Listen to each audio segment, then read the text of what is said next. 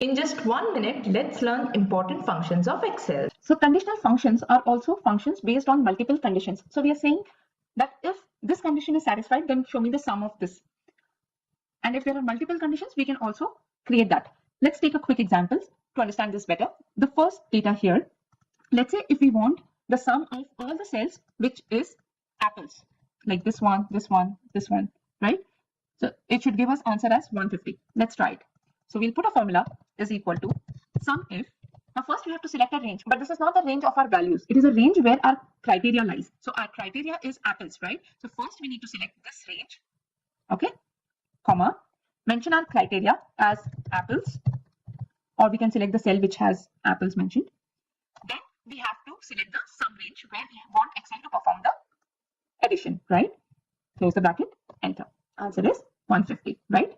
50, 50, 50. So all the cells wherein apple is the criteria, it is adding up those values. Clear? Now let's take another example. If two conditions are to be satisfied, then only do sum, right?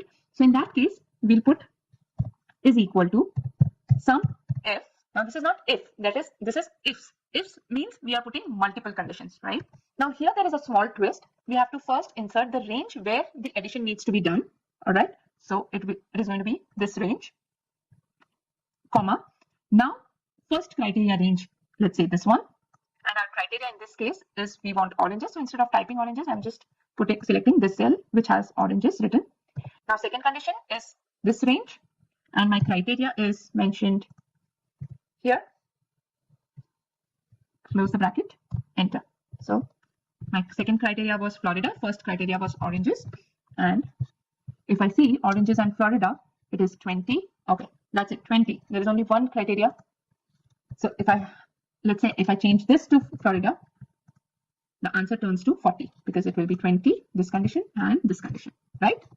Clear? You can download this sheet from the link given in the description box. Do check out the next video to learn the next function. Thank you.